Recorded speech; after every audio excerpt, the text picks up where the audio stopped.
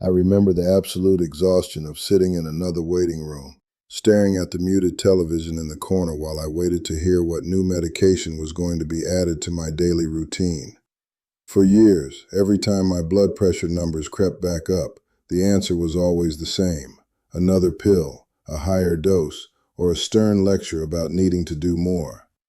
Working the transit yards here in Charlotte, I knew all about doing more. I knew about the grind. But I was tired of treating my body like a failing machine that only responded to heavy chemical intervention. I wanted a way to manage my own engine, to gain back some measure of control without having to dedicate 2 hours a day to a gym I didn't want to go to, or completely overhauling my life. We assume that controlling our health as we get older requires massive, disruptive changes, but I discovered a profound truth entirely by accident. Today, I am going to share the exact 10-minute daily routine that fundamentally shifted the numbers on my home blood pressure monitor. I am going to explain the hidden mechanical reason why simply walking around the neighborhood wasn't enough to fix the stiffness in my aging arteries. I am going to walk you through the precise breathing technique that finally forced my nervous system to stop treating every single day like a 5-alarm fire. And I am going to show you how a specific, intentional approach to hydration became the easiest and most overlooked tool in my entire health arsenal. You don't want the first real warning to be an emergency. We have to stop waiting for the crisis and start doing the daily maintenance that actually keeps the system running smoothly. For a long time, I bought into the idea that to fix my heart, I had to sweat. I would force myself to walk faster, to push harder, believing that cardio was the only way to beat back the high numbers. But despite all the walking Gloria and I did, my systolic pressure, that dangerous top number, stayed stubbornly high. I couldn't understand it. I was putting in the work, but the machine wasn't responding. The breakthrough came when I finally understood what was actually happening to the internal pipes. As we mature, our arteries lose their natural elasticity. They become rigid. It is exactly like dealing with an old garden hose that has been left out in the Carolina sun for too many seasons. When a hose is cold and stiff, the pressure inside builds up rapidly as the water violently tries to push its way through.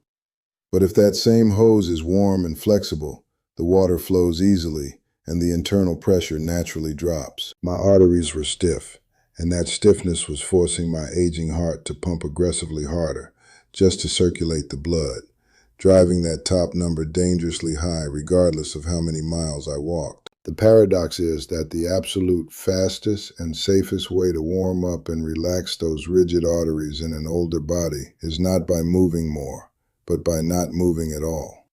I discovered the immense power of isometric exercises.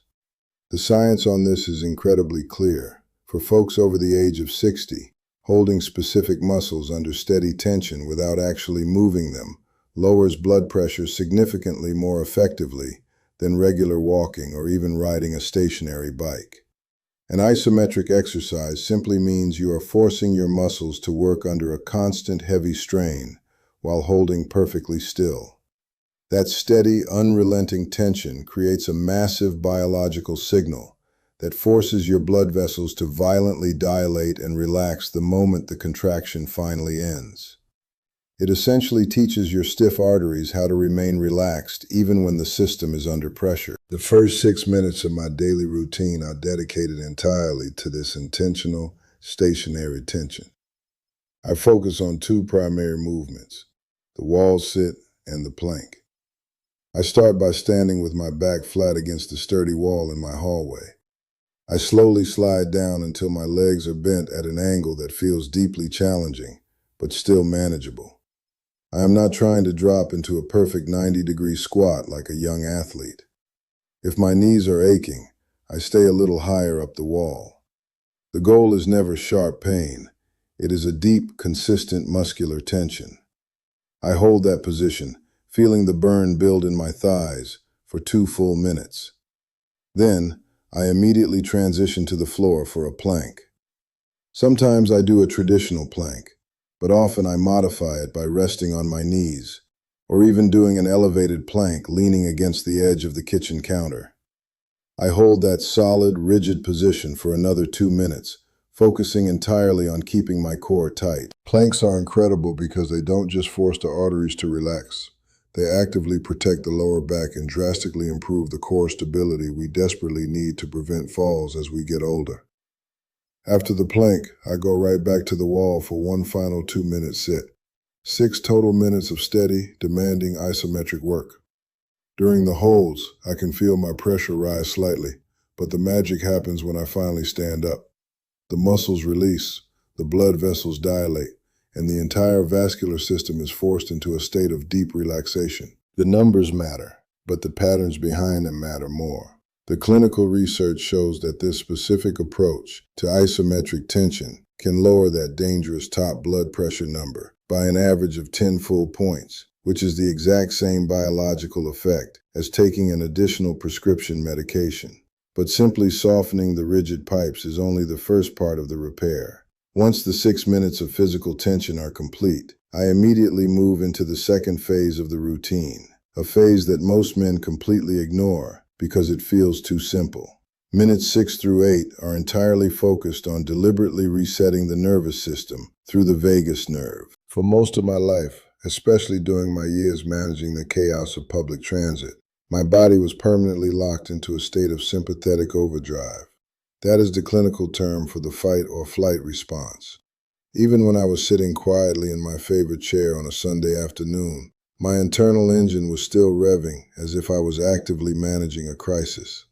My stress hormones were elevated, and my blood vessels remained tightly constricted, driving my pressure up.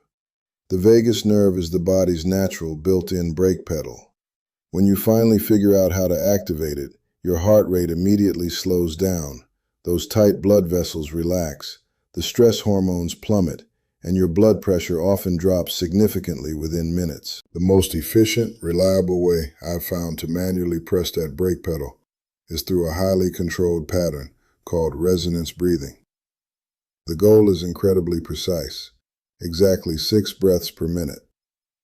I sit down in a comfortable chair, making sure my back is fully supported.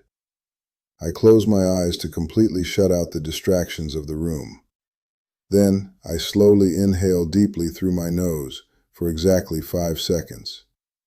I hold it for a fraction of a moment, and then I slowly exhale completely through my mouth for another 5 seconds. 5 seconds in, 5 seconds out. If you repeat that cycle 6 times back to back, you have achieved the perfect resonance frequency. I maintain this exact, deliberate breathing pattern for 2 full minutes. As we age, our internal nervous system loses its flexibility. The calming side, the parasympathetic system, naturally weakens, while the aggressive stress response tends to linger far longer than it should. Resonance breathing directly and forcefully restores that critical balance. It sends a massive, undeniable signal to your cardiovascular system that the crisis is over, that the workday is done, and that it is finally safe to stand down and relax.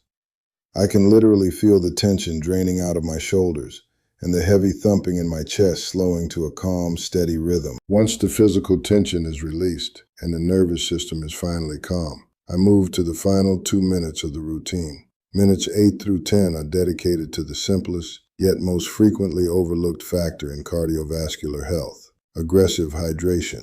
I used to think I drank enough water simply because I had a glass with dinner, but dehydration is a silent, insidious driver of high blood pressure. When your aging body does not have enough internal fluid, your overall blood volume slightly drops. To compensate for that drop and keep the system pressurized, your blood vessels are forced to automatically constrict, actively working harder and driving your blood pressure straight up. For the final 2 minutes of my daily reset, I sit quietly and focus entirely on drinking exactly 16 ounces of water. That is the equivalent of 1 standard-sized water bottle.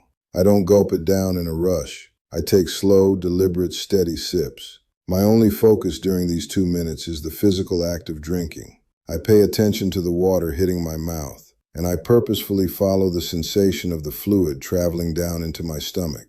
Those small, intentional sips actually do something remarkable. They further stimulate that calming parasympathetic nervous system, deeply reinforcing the exact same relaxing effects I just created with the resonance breathing.